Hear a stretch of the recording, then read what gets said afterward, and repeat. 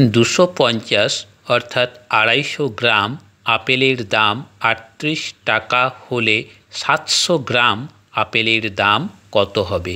2 সেকেন্ডে উত্তর বের করার পদ্ধতি। দেখুন কিভাবে খুব তাড়াতাড়ি এর উত্তর বের করা যায়। অনেকেই 250 গ্রাম আপেলের দাম যখন দেওয়া আছে তখন 50 গ্রাম আপেলের দাম বের করতে যাবেন। অর্থাৎ 50 গ্রাম কেন না, অনেকে 750 গ্রাম আপেলের দাম বের করবে, তারপর 50 গ্রাম মাইনাস করে দেবে।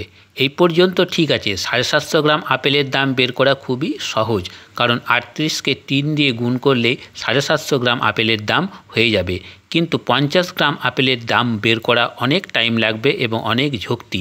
তাই কিভাবে খুব তাড়াতাড়ি এর উত্তর নির্ণয় করা যায় এখন সেটাই আমরা দেখব।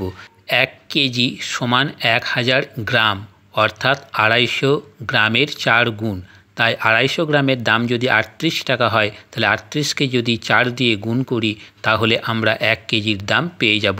তাহলে 38কে 4 দিয়ে গুণ করলে হয় 152 টাকা। অতএব 100 গ্রাম আপেলের দাম কত হবে এখন সেটা আমরা দেখব। আমরা 1 কেজির দাম পেয়ে গেছি 152, তাকে যদি আমরা 10 দিয়ে ভাগ করি তাহলে 100 গ্রামে আলুর দাম পেয়ে যাব। আর 10 দিয়ে ভাগ করাটাও খুব সহজ। 1 ঘর আগে দশমিক হয়, অর্থাৎ 2-এর আগে দশমিক হবে। আর দশমিকের পর শূন্য কিছু দাম নেই, তাহলে শূন্য একটা বসিয়ে নেব। তাহলে কত দাঁড়ালো? দামটা 15 টাকা 20 পয়সা। কিন্তু টাকাটা লিখব এইদিকে 15.20 টাকা, এভাবে লিখতে হয়।